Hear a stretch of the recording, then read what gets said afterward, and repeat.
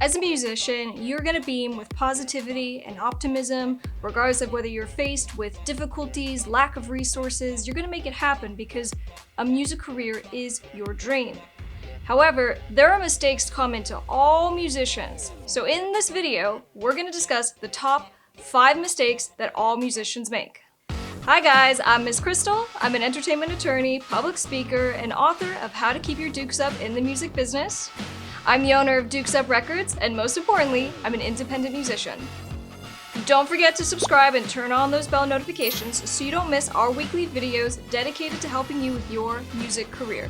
Click the link down in the description to sign up to be on our mailing list, and in return, you'll get a free 50-page marketing guide on how to market your music online. And if you're super passionate about your career, make sure you stick around until the end, where I'm going to provide a resource, which is basically the A to Z guide of how to have a successful music career. So let's get into the 5 biggest mistakes that all musicians make, starting with number 5, trusting the wrong partner. When we first get started in the music business, we usually team up with someone, whether that person is the entrusted manager or business partner, or it's an accountant, someone to help with other aspects of your career that aren't really creative. Or maybe we'll team up with someone who is also a creative and can help us with the music and the video elements of what we're trying to do. From my experience, if you don't pay attention to what your partner is doing, you can end up losing everything. And this might even be a good example, let's say, for a manager. Managers come in and the whole point is that they're supposed to help us run the business and to even kind of manage some of the money from time to time to get the deals and the contracts. And we usually kind of take a step back, and so we don't know everything that's going on. And that can be a bad thing because we don't know everything that's going on or how we're being represented. So don't be too eager to jump into relationships and to sign contracts, because you always want to make sure that you are selecting a partner that is not only trustworthy, but is someone that's going to be in it to go through this journey with you and to be there long term.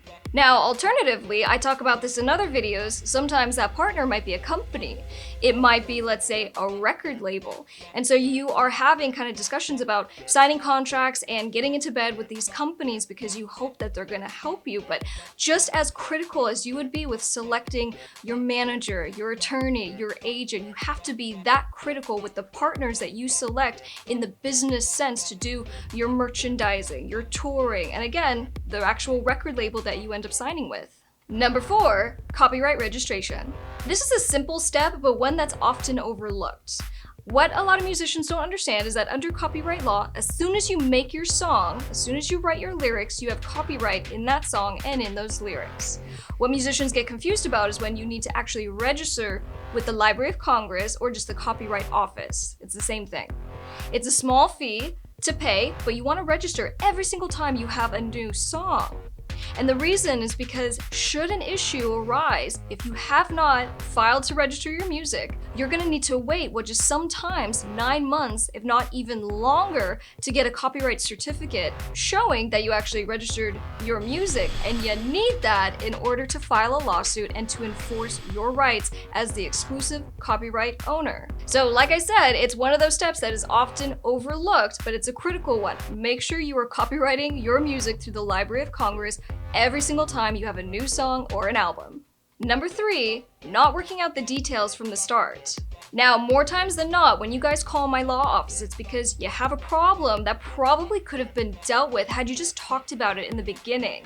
We're usually so far out, the music is released, the videos are released, and the issue arose because it's the first time anyone talked about it or thought about it. And it might be something like, who had the right to release the music? Who owns the music? How much is everyone getting once the music starts earning money?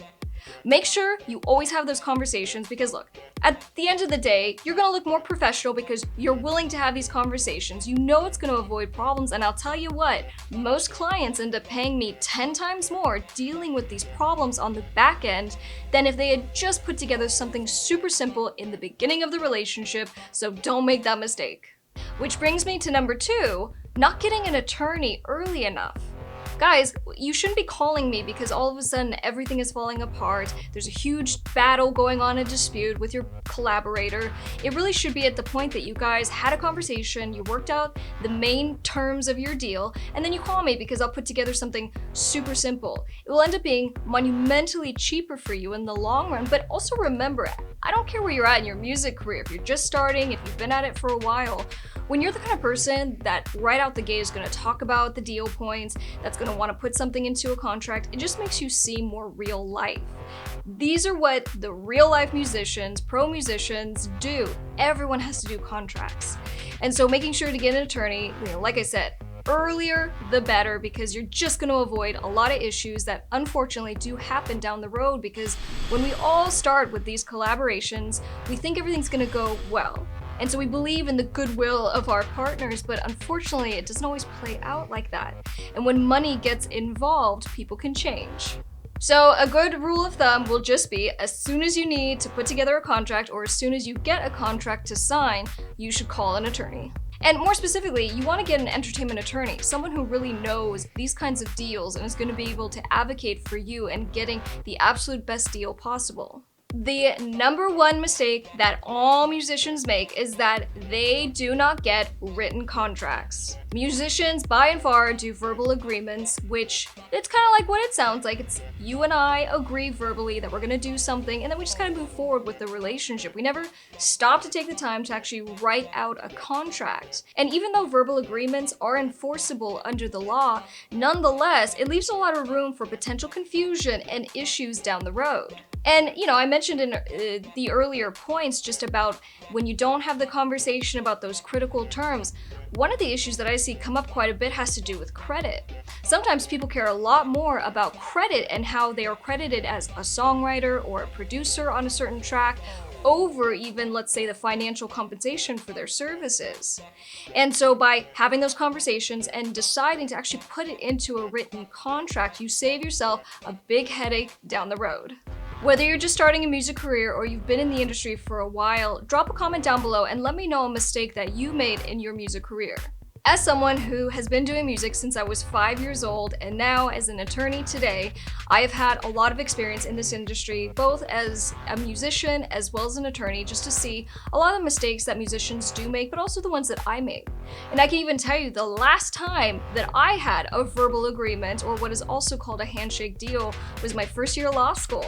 I had to deal with a producer and, unfortunately, I got very much taken advantage of, and that was definitely the last time that I ever did any kind of deal without a contract. And, like I said kind of in an earlier tip, it's all about how you present yourself. If you are willing to say, I have an attorney, let's get some contracts, it doesn't make you look difficult to work with. It makes you look like you're very professional and you know what you're doing.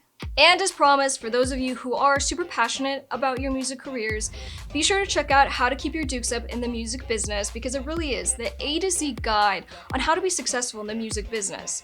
We talk about everything from music marketing to copyrights and trademarks, but probably even more importantly than that, we include 8 essential contracts that you need during your music career, like management agreements, but we also include examples of an electronic press kit. How do you promote yourself when your new release is coming out?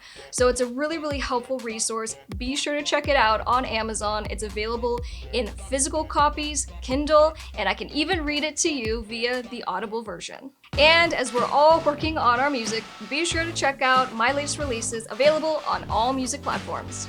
If you haven't yet, be sure to subscribe, turn on those bell notifications, and I'll see you guys on next week's video. I'm Miss Crystal. Bye.